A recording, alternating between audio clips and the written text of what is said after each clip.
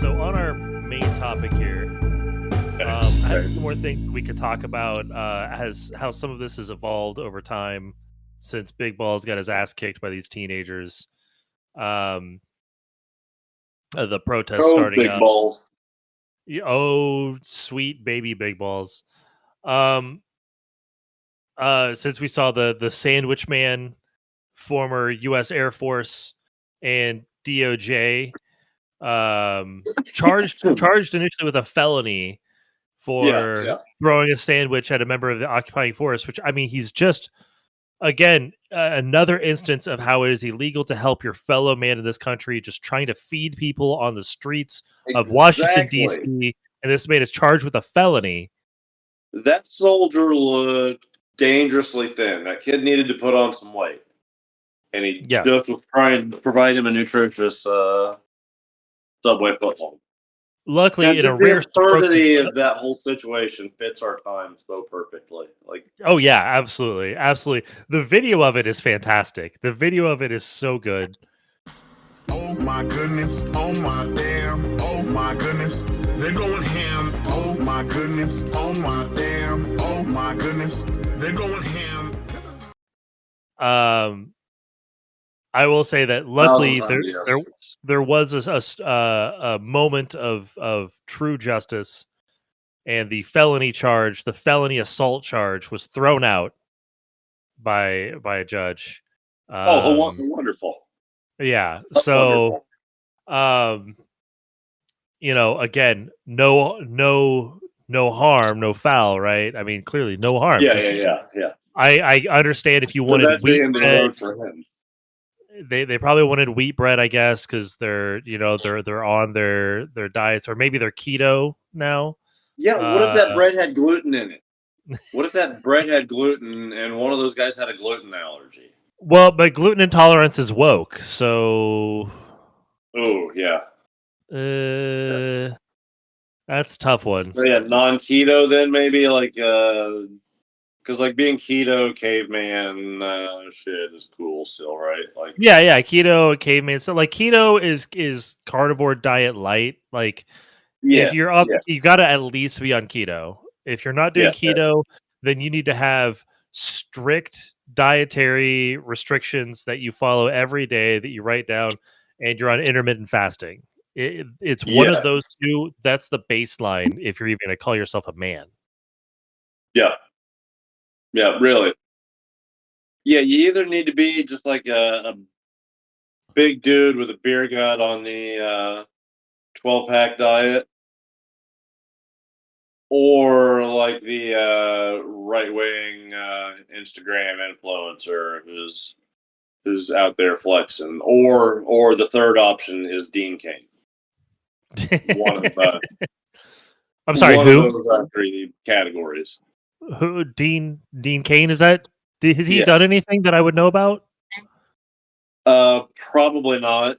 He was in a Superman show back in the day, and was kind of like a hip sort of he was out there doing the Carson Daly and whoever else, Ryan Seacrest, hosting shit kind of thing for a while. But no, he's been just a washed up tool for a hot minute. So of course he's a right wing. Just like all those other rising stars out there, like Rob Schneider and if you had said Lamas or whoever, or not Lorenzo Lamas. If you had said Kevin Sorbo, I'd know who you're talking about. Kevin Sorbo. Kevin Sorbo's a superstar. Kevin Sorbo is a superstar. Oh yeah, absolutely. God's Not Dead. Are you kidding me? Like a wonderful film. Yeah, he's as big as Kirk Cameron. Those two guys are just rocket ships. Wait a minute. This isn't my world. Disappointed! So let's see. What else has been going on with this DC thing? This DC situation. So some red states have offered their contingent of. So I wanted to get to that. I want to back up really quick to actually Friday, if you don't mind, all the way back By all means. to Friday. Thursday, to Thursday and Friday. Thursday. How many mooches ago was that? Like, it was. Geez, that's got to be like 3/8 of a mooch. Like, that's a solid. I'd say it's a solid 3/8, maybe 1/2 of a mooch. So Thursday, Pam Bondi actually attempted to install the head of the DEA, Terry Cole, to the position of DC's emergency police commissioner, this was immediately met with legal challenge by the city attorney general and the mayor. And there was a federal judge that mediated, didn't give a ruling, but basically mediated an agreement that keeps the current police chief in place. But they're still waiting on further hearings about basically Trump's ability to recruit the local police to explicitly to help ICE. Which I thought this was interesting because they're going to ignore their other functions like fighting crime, and that's going to make the city safer. Yes, exactly. They're not going to fight. They're not going to worry about crime. They're going to worry about they're basically so much of what they're trying to do is very clearly based in fascistic like propaganda through policing through presence, showing up in force with broken guns. Windows policing. Exactly. And Rudy is nowhere near. Where is the old scam? Where's old Giuliani? Like, we're really leaning in on the broken windows aspect of policing in that fascistic sort of way. It's hard for that. Like, that was his thing. It's hard to get away from creeping on young reporters long enough to make his way down to DC these days. It does occupy a lot of his time. Yes, yeah. So the Pay Buddy also is issuing directives to quote end DC's dangerous sanctuary policies, which again these are the policies that basically their sanctuary city policies are it's a hilarious term. 99% of the time, all a sanctuary city policy means is that the local police are not allowed to directly assist immigration enforcement. That's it. They cannot be hands on with assisting local. That doesn't say anything about the transfer of information of data. It is literally just about maintaining the priorities for different police agencies and having the police do police work as opposed to immigration enforcement. That's all it is. Yeah, and it's not even a moral judgment on that. It's more just like a jurisdictional sort of thing. They don't want to be overstepping their bounds and getting their city in trouble or their police force in trouble with their city that leans politically in kind of the opposite direction. So they have to sort of toe a line a little bit there, and they can't make that jump. So and surprisingly enough, when you have an environment where migrants don't feel safe talking to the police because the police are going to be working directly with immigration enforcement, you do see crime rates drop, but oddly enough, you see dead bodies increase. It's strange how these two things odd little paradox there correlated there. Yeah. Very very strange environment where creating an environment of create a very strange phenomena where you create an environment of distrust and suddenly people don't report crimes. I mean, sorry, what I meant to say was crimes don't happen. The criminals are going away. The criminals are either that's ICE having its effect. It's taking these criminals away, or the ones that all these woke leftists claim are just being disappeared are actually just running away because they don't want to get caught up. So either way, criminals are either being caught or they're running away in fear. So and it's worth noting too that in the rare instance that it's exceptionally rare that this would ever happen. But if somehow, some way, an ICE agent were to pick up, I don't know, a grandma in the backyard making tamales, if somehow that were to happen, it's worth noting that this is taking opportunity away from the criminals because there's one less grandma for them to try to rob. And so therefore the criminals can't commit the crime if there's nobody to commit the crimes on, so crime goes down. Exactly. It's genius. That's your 5D chess right there. Yeah. I mean, 5D chess. Obama could never. Yeah, that's your 11D Uno. 11D Uno. I reverse myself and I win. Yes. Draw infinity. By drawing infinity, it means it's a uncountable number of cards, which means I actually have no cards, which means I win. Exactly.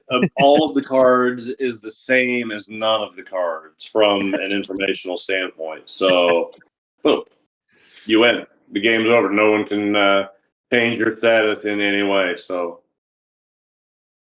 yeah.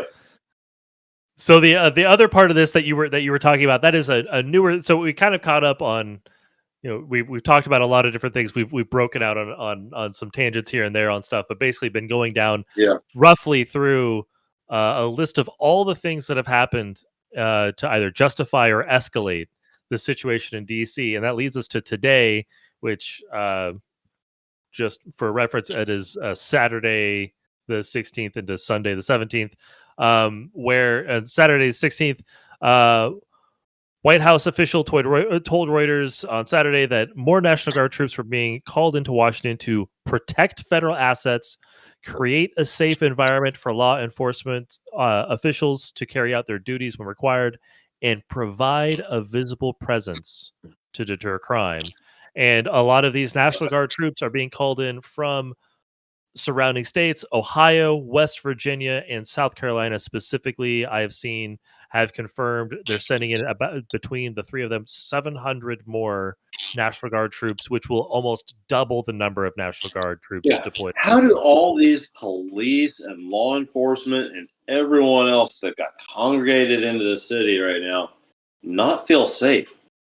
Am I missing like giant hordes of Mad Maxy villains that are attacking them? Like, how are they in danger? Who is attacking the fucking National Guard or ICE or any of these fucking people? Like, this persecution. The enemy is weak and strong at the same time. Complex is just fucking crazy. And I think that's it right there. You have to make the enemy appear like incredibly powerful and whatnot when it suits that rhetorical need, I guess. Like, that's why you do that.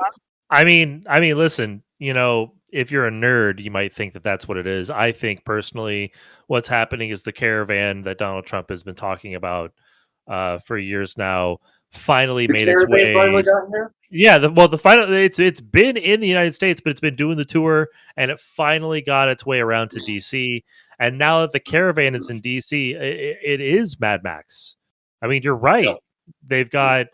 They've got trucks and cars with people playing guitar in front of flamethrowers with blades strapped to the wheels, driving through the city, mowing down senators, ripping them out of their vehicles, and that sounds pretty boss. I'm surprised Republicans aren't enjoying that. Like, well, dude, give me some fucking Death Race 2020. Like,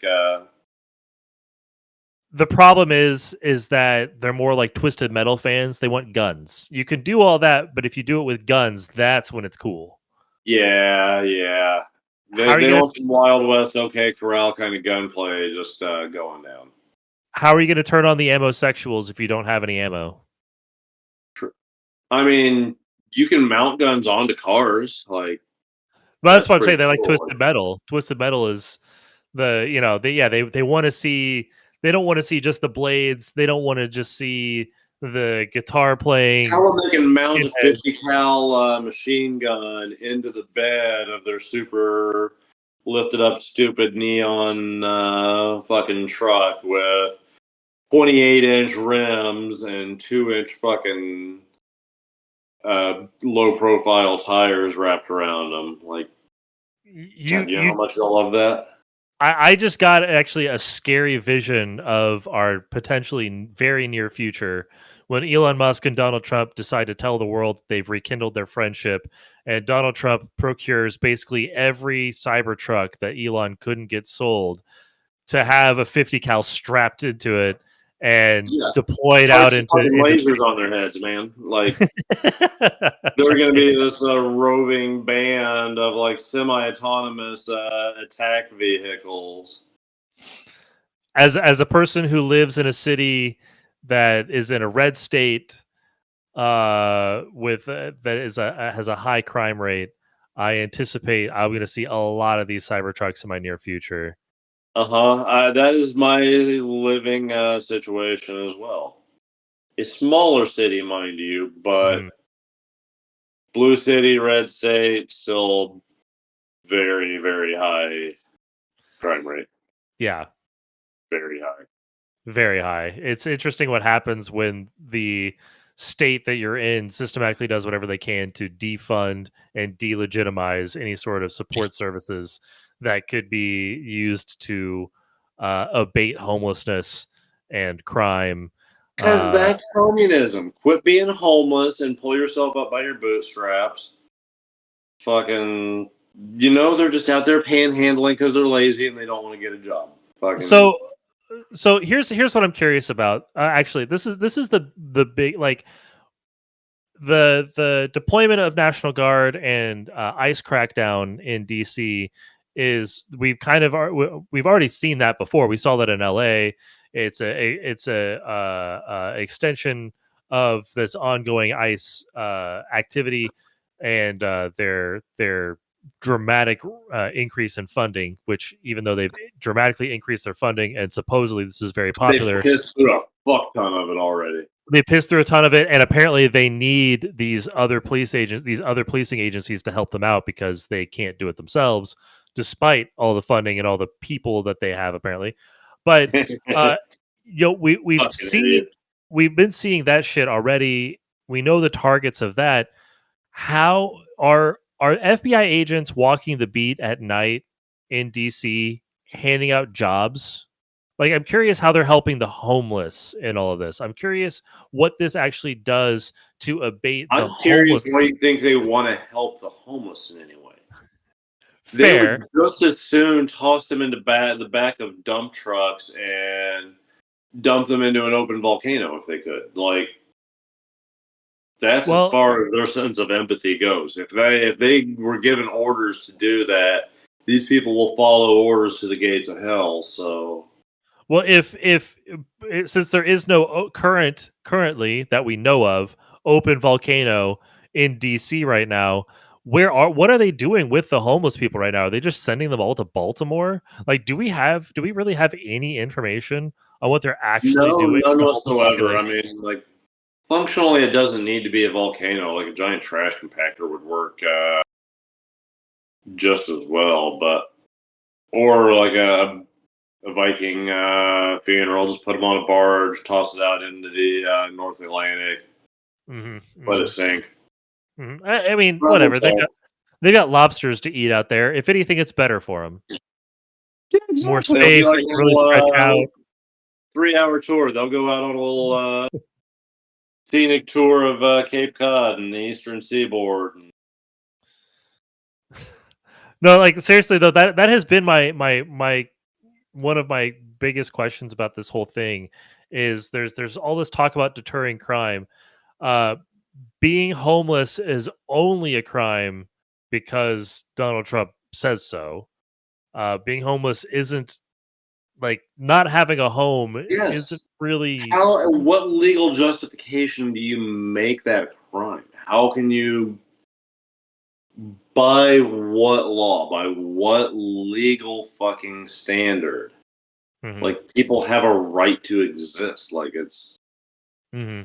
But just, like, the cruelty I've seen in some of the videos of these camps being roused and people's shit being torn down. Like, places, like, this is obviously... And some that didn't even look like there were people inside, and they were still just dragging the tent away. Yeah, yeah. Right. With it. Yeah, But like, even the ones that... this is shit that we are used to seeing anymore, and as far as people that are aware of anything actually going on in Gaza, this is the kind of shit that we're used to seeing actually happening in Gaza. As far as like, people just being grabbed up. We're showing that same disregard for life if it's someone in this group or this class or whatever. Mm-hmm. We're really dehumanizing them hard right now, which is going to make it a lot easier to commit atrocities. Like I've been saying for a while, those that can make you believe absurdities can make you commit atrocities, and that's the phase that we're fitting to be at, because we've been believing absurdities for a while now. Yeah, writ large anyway.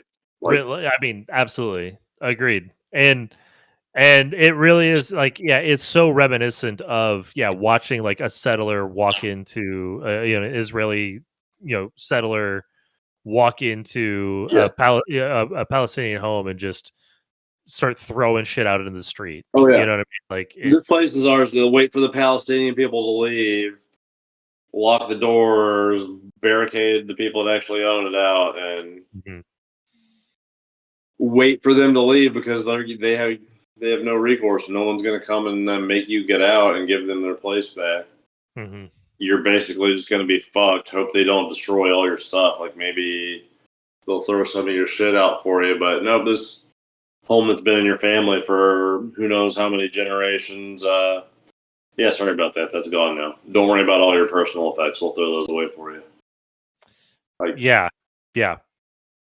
Like, and they're supposed to just accept that. They're supposed to just accept that, and when Hamas or whatever kind of organization comes along, at the same time, be like, "Oh no, we don't believe in violence. We're not going to use any tools to try and strike back at our oppressors." Yeah, like, it's a natural fucking human reaction to. Yes. Like, that's a whole nother kettle of fish that we could really get into for. I mean, yes, but I mean, it's directly relevant here because I'm sure that a lot of what they want to do is to stoke violence. It helps them further justify these things.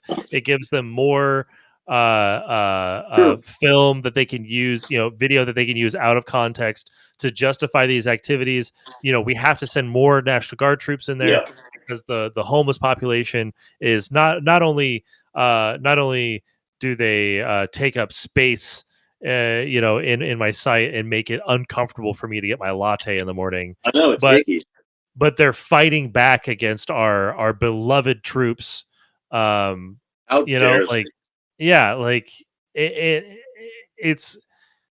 there's definitely some of it that is also about not just the cruelty, but also using this as a tool to further manufacture consent, to further expand on this operation and send it to other cities.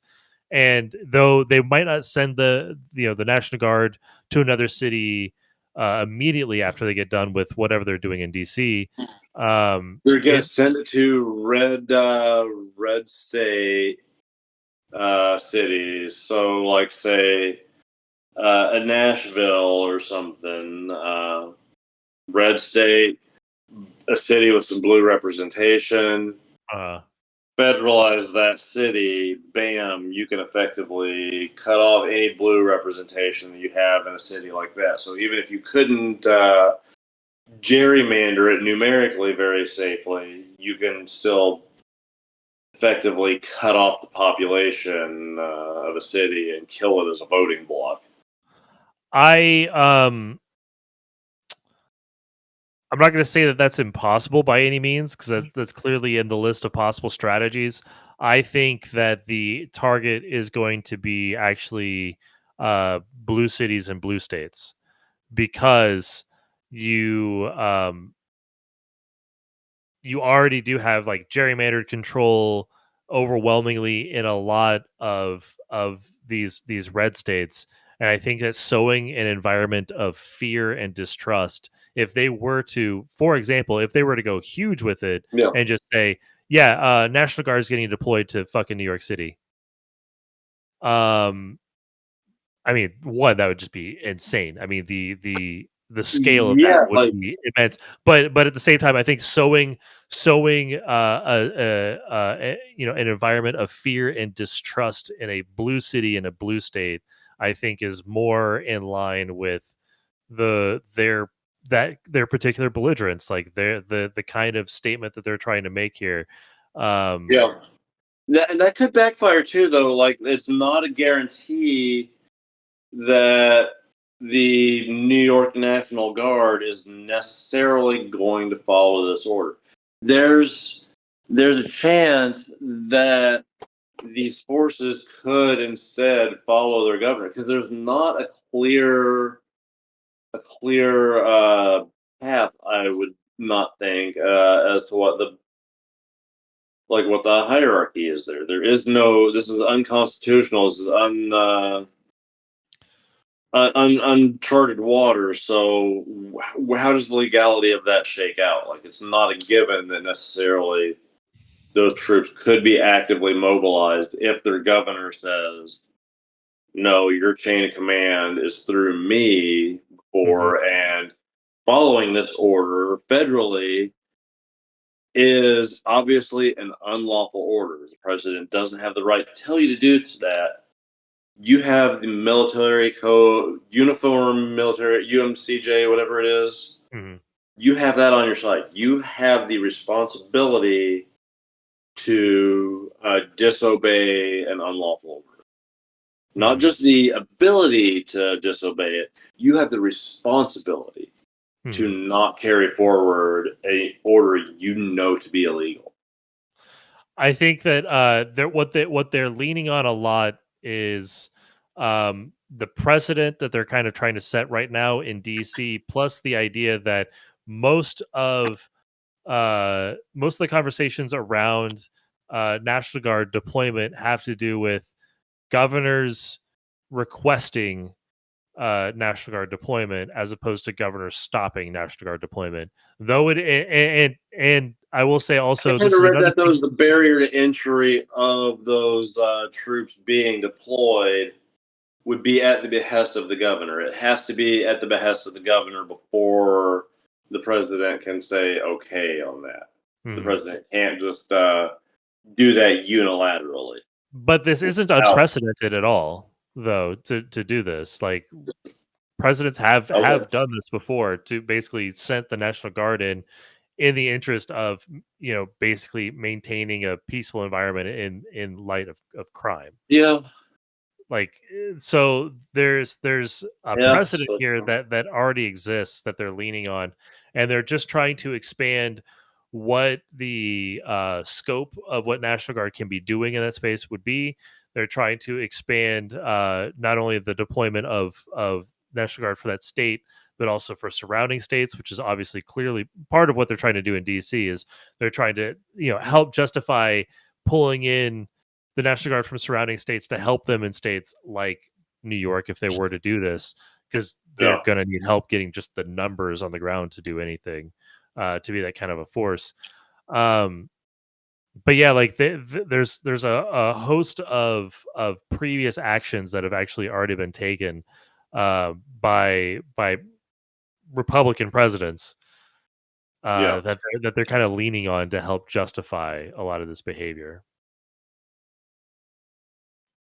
I think that a lot of what I wanted to talk about was sort of in the range of some of the sort of tangents that we've gotten on related to some of like the core of how this can even happen in the United States environment with such little direct pushback from a lot of the populace and from politicians, at least like a loud, stern actual pushback. And I feel like not like a sternly worded letter from Susan Collins or anything like that. I just, not a sternly worded letter, but something like the same sort of righteous indignation about this that many men in our culture seem to have about like crime in general. You know, it's outmatched. The potential for the trampling of their own rights that is overshadowed by how they feel. A lot of men, I think, in our country feel when they see the deployment of the police against what they perceive as a criminal element. There's Mm-hmm. so much of an environment, a promotion of like vigilantism and that Uh-huh. sort of Uh-huh. rhetoric in movies and television. You couple that with like a voyeuristic police state with shows like Cops, with fiction shows like NYPD Blue and Law and Order, with true crime dramas and things like that Yeah. as well. And you know, you create an environment where you've got these dorks that will beat their chest about standing up to authority if some like sort of like But then trample me harder, daddy, in this situation. yeah, it's Yeah. nostalgia for a myth of the country's founding coupled with a prostration of themselves before an authority figure that actually, you know, the one that A actually little shows bit, and up. a lot of it is just the Christian influence as well. That you've been very trained to follow this authority figure. That like this Mhm, daddy figure is a big part of your psyche, mhm, if mhm. you believe that, and it's a big part of the cultural aspect of just what Yeah. Christianity means to us as a culture, and its effect on our culture and society. Like Yes. whether Yeah. you because Yeah. whether you believe it or not, there's a certain amount of it that's internalized by everyone as part of just being in this group. Yeah. Yeah, absolutely, absolutely, and I think there's also a lot to be said for. Again, we kind of have this same sort of voyeuristic perception, and a sort of mythos around the wealthy people that exist in this country, and the police largely existing as an agency to maintain the sanctity of property and ownership rights. 100%. I think I that mean, that they've won Supreme Court cases saying that they aren't necessarily obligated to protect or serve. yeah. They don't have to protect the general public if it puts them at risk. Yeah. Like, bitch, what's your fucking job? That is your theoretical reason to exist. Is to you've always liked using that protect and serve on your cars for all these decades, like, but no, you Well, don't. boy, they really showed their prerogative on choosing who they will or will not protect and serve during Sandy Hook, didn't they? Dear fucking God. I mean, Ooh, boy. like, Uvalde, for that matter. I mean, yeah, yeah. I mean, stood it. around with their thumbs up their butts for how long while there was someone in a school walking around Mhm. shooting and worrying more about just like stopping parents who were desperately trying to go in and get their kids. Like, Yeah, yeah, yeah. that could Police. not have been handled any more fucking poorly. And I wanted so bad for those people to see the light and to be able to feel some genuine fucking sympathy for them, not just Mhm. empathy, but like, but they almost not unanimously, but like overwhelmingly returned to the same people to power, and like the county went hard for Trump and shit, like, Mhm. and it just continues to go hard Republican. It's like, fucking Uh, how? uh, and How? on the Sandy Hook thing, the you know, honestly, like when we're talking about police action to protect children, when you have the survivors of that kind of a situation being essentially terrorized by right wing conspiratorial propagandists, Alex Jones being the most notable of them, there should be state charges. There shouldn't, you know what I mean? There should be Yeah, criminal charges against that kind of behavior to embolden people to harass and potentially even, assault and stalk survivors of this kind of situation because they'll say that they're actors. You know what I mean? Like these people, there is no way that they can logically believe this. They've got two brain cells to rub together. If they wanted to see the actual facts of the matter, they could. They are going out of their way to twist themselves into a pretzel to make this illogical thing logical so they can justify how they want to treat these people. And they can justify just their embracing of this obvious absurdity, this nonsense. But it's a nonsense that they wanna believe because they've built this little narrative around it, and they've built this as part of their psyche. Like it's a part of their identity. The same with like Trump and any sort of culty kind of behavior. Like you make that part of your identity, and at that point, you're always gonna like double down and just dig in deeper because the alternative is to like break that worldview apart, which is impossible for people, a lot of people to do. Like, yeah. Reinvention of the self is scary. Self-analysis is scary, and really, and and that's just the lightest. Like that's just like the first step in. You know what I mean? Like we're not even talking about one's environment or anything like that. Just internally, that's already scary, and we live in a culture that doesn't promote that kind of introspection, that kind of like earnest growth of the self and realization of where one might have been wrong before, and an actual sense of like communal because that justice. runs counter to our rugged individualism. Like that's some pansy bullshit right there. Go watch some Don Wayne movies, and I don't know. I mean, if I start looking into myself, if I start looking into myself, I might find some place where I was wrong before. And if I was ever wrong before, then that destroys my view of myself, and therefore I don't even like. Well, I can't I'm justify my own infallible. There's no behavior. reason. Like, there's no way I could have been wrong before. Like, if you take that from me, like, what's left? Yeah. I'm always right. Even when I'm wrong, I'm right. Especially when I'm wrong. I am correct. Oh, who was it? There's some right wing ding dong media guy, and that was kind of his thing. One of his little catchphrases: "Even when I'm wrong, I'm right." Jesus, is that such a fucking tool? I think he was like on Michael OAN Weiner, or is something. it? I'm sorry, is it Michael Weiner? Michael Savage. It's not Mark Levin. Sounds like something he would say. I can't remember. It's irrelevant. One of those fucking mouth breathers. I don't know. There are so many of them. There's so much money in that space to fund. There's so many. These fucking drooling, bloviating Rush Limbaugh fucking wannabes. Yes, there's a new Ann Coulter born every minute. Yeah. God, it's sick. She's the epitome of, I think, not being a true believer. She is just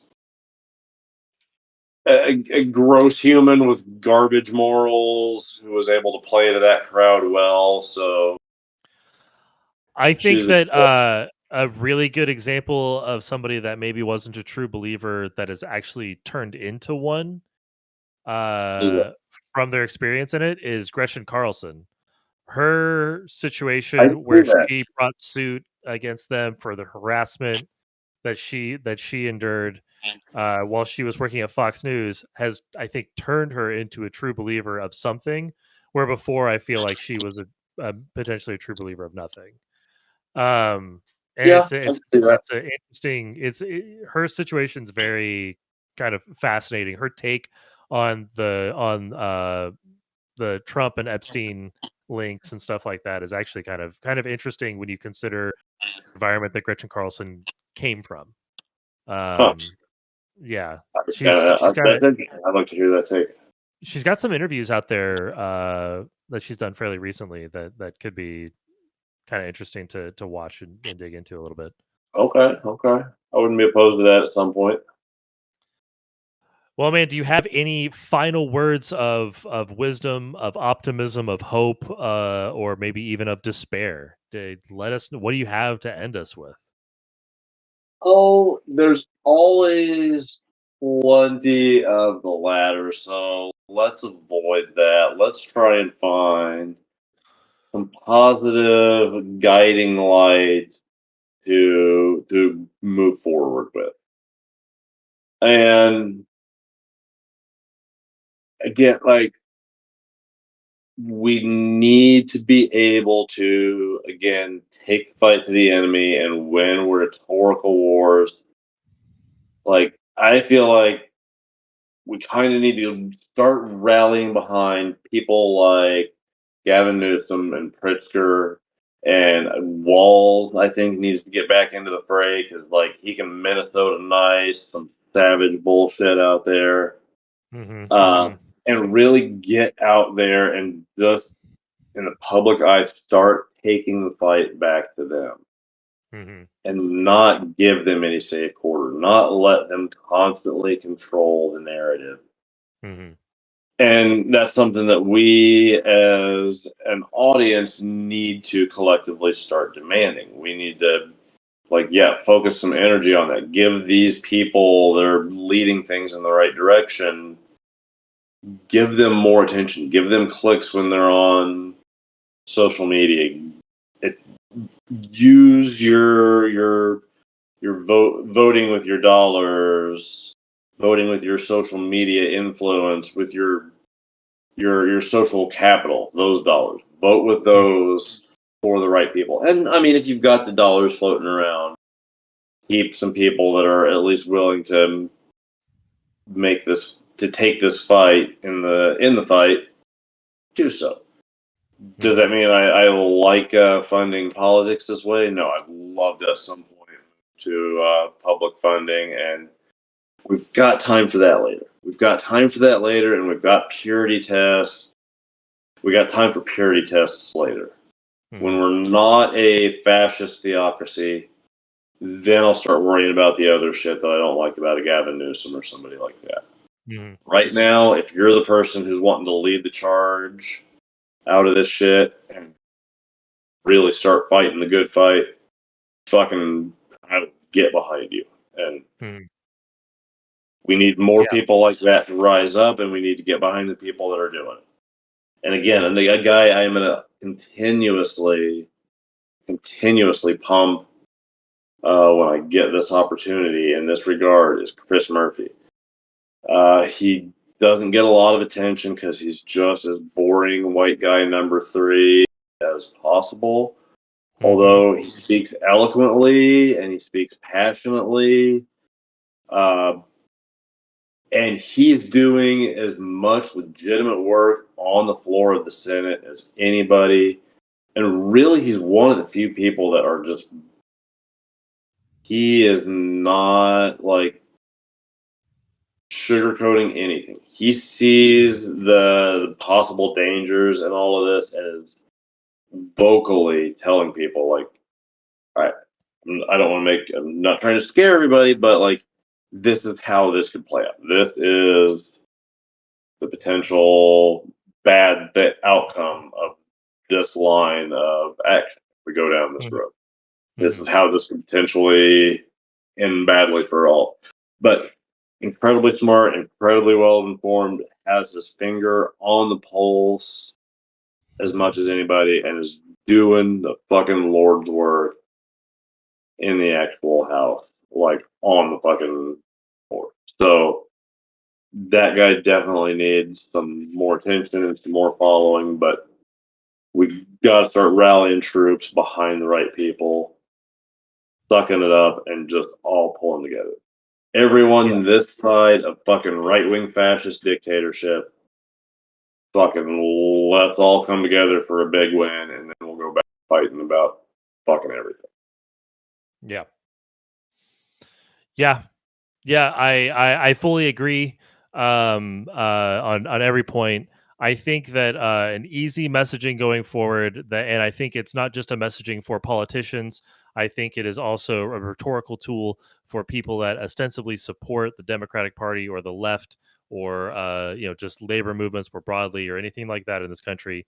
I think that when it comes to social issues, you just say very simply, I support women's rights. I support LGBTQ rights, and I support like gay marriage, which is soon to be coming under attack, and maybe even interracial marriage. Also, you might even need to include that. But it's I support these things. I support a cosmopolitan, integrated society, like willingly integrated society, and that's it. And that's all. That's be a only vocal, visible advocate. Yeah, and that's if you have these kind of conversations with your family, with your friends, with your coworkers or whatever, that's as far as you need to say it. You don't need to justify trans kids in sports or anything like that.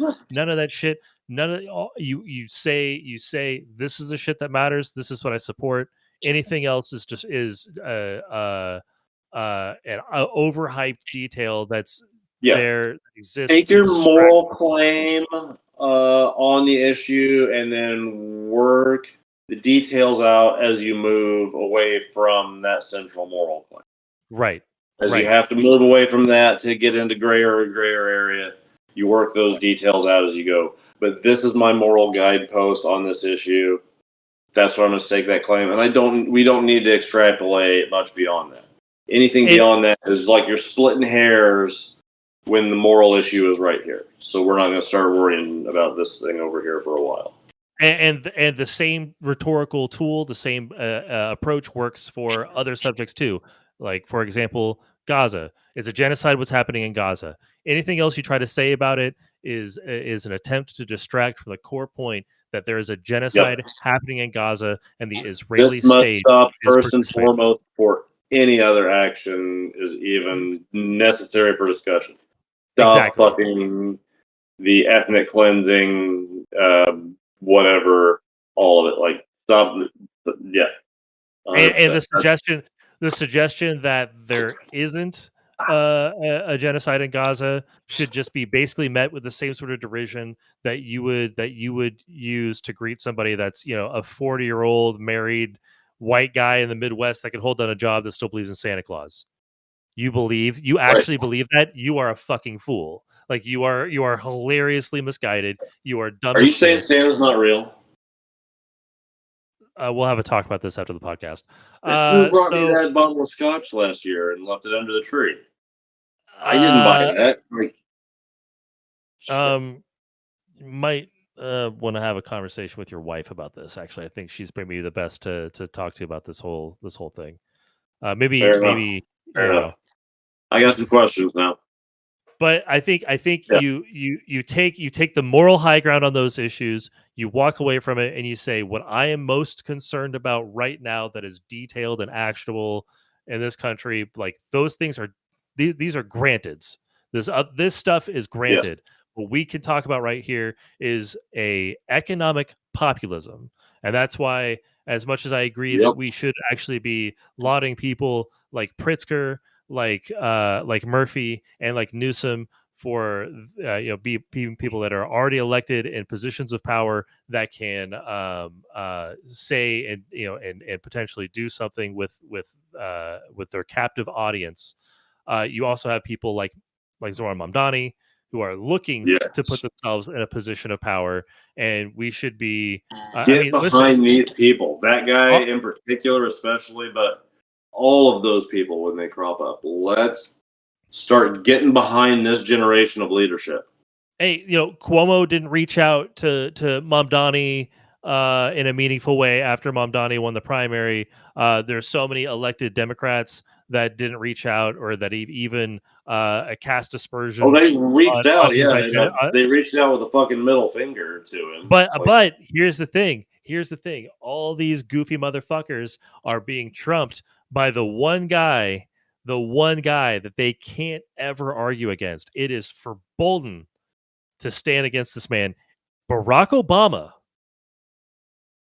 reaching out to Mamdani, giving that kind of support to Mamdani Now it is cool to be a democratic socialist or a socialist. Now it is cool to be focused on an economic populism. Now it is cool to do things like try to, I don't know, fund So the school old lunches. guard can accept that now and like fucking stop They're being gonna the stupidly suggestion opposed might to it. be that they know that this is coming.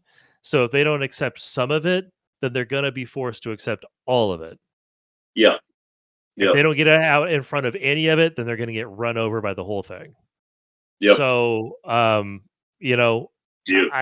I think the message for that is very simple, and it's a two-pronged approach. Again, these other things are granted, social justice stuff that's granted, all this other stuff's are granted, but there's a focus on maintaining a coherent rule of law and liberty for people in the United States, and an economic populism. That's it. Yep. I'm anti-tyranny and I'm pro taxing billionaires and sharing that money with people that need it the most. Full stop. That's it. 100%. It's that fucking simple. Yep. There's no discussion beyond that point. And